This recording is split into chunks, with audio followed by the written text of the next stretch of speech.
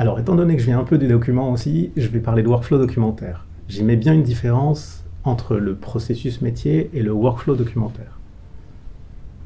Et je vais essayer de répondre mieux après à la question de processus versus workflow.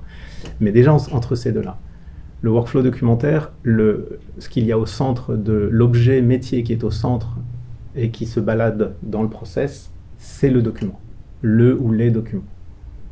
Et donc c'est, je sais pas, on peut prendre une facture, c'est assez classique.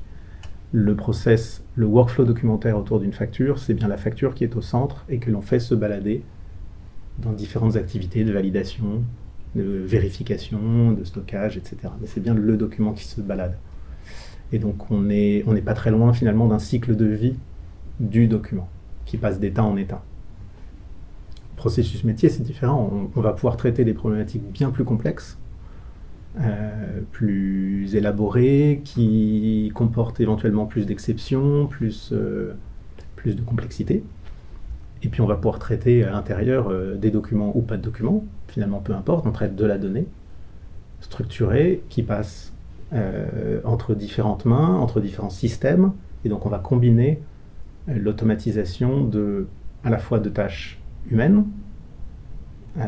et donc on va demander à certaines personnes, à certains moments du process, de valider des choses par exemple, ou de faire des actions, et puis on va combiner ça avec des actions automatiques, système, avec l'envoi d'un mail, le fait de stocker un document à un endroit, le fait d'aller écrire de la donnée dans l'ERP par exemple, ou d'aller lire de la donnée de l'ERP. On va pouvoir traiter, j'ai des exemples de process quand j'étais consultant sur l'autre solution, où on traitait des lots de factures.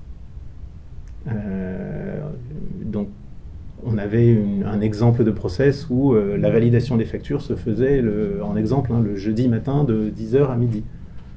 Et donc, en attendant, tout ce qui rentrait était stocké. Et puis, on arrivait. Le process avait prévu de débloquer ça et d'amener la tâche à l'utilisateur à telle date, le jeudi, tous les jeudis de 10h à midi, avec la liste des documents qui sont arrivés pendant ce temps-là, pour valider ou invalider. Après, elle peut valider un certain nombre de documents, la personne. Les documents suivent un certain chemin, invalider d'autres documents, les documents suivent un autre chemin. Donc, on est dans un process qui est beaucoup plus complexe, finalement, qu'un simple workflow documentaire. Et si on revient à la question de process versus workflow, mis à part la nuance que je viens de faire, pour moi c'est du même ordre.